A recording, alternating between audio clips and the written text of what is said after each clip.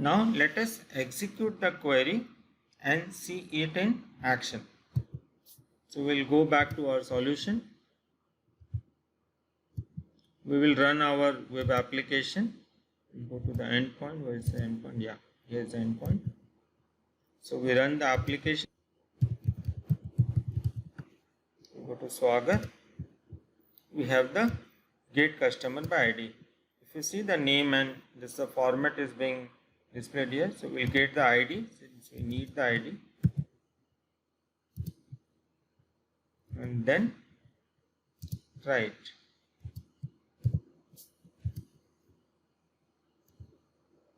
So here we get the customer name and date of birth from the database. So this is all about the query get by ID. Now let me go to the SQL profiler. If you remember, in the output API model we had only date of birth and name, and it has created a query only to select only to those fields. So it is not selecting any other field which is not in the output API model. So to see that in action, let us change our output API model and see another query. So I'll go back to the solution. I'll stop the execution. We will change the output API model here. So I'll take out the date of birth and give ID.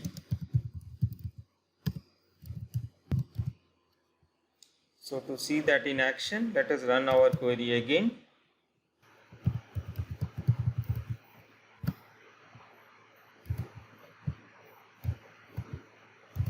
So we will execute the query.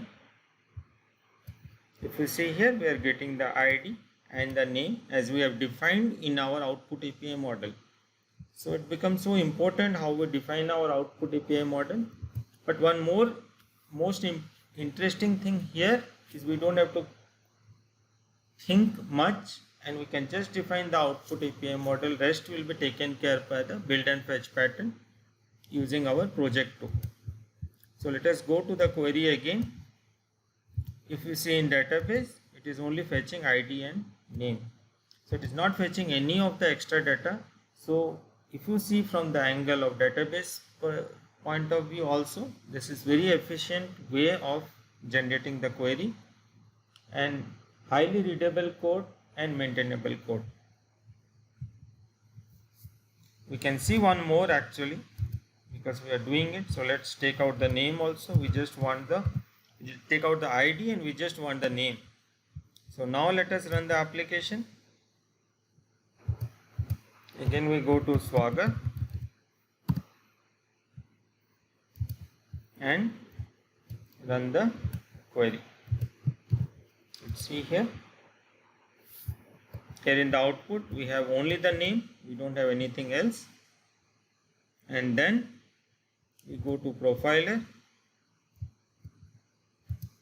You see it has fetched only the name from the database. So that's all about the queries, and we will query get by ID. So in the next sections we will understand our updates, deletes, and query. If you want to query some list, you want to query page at list, all those we will cover.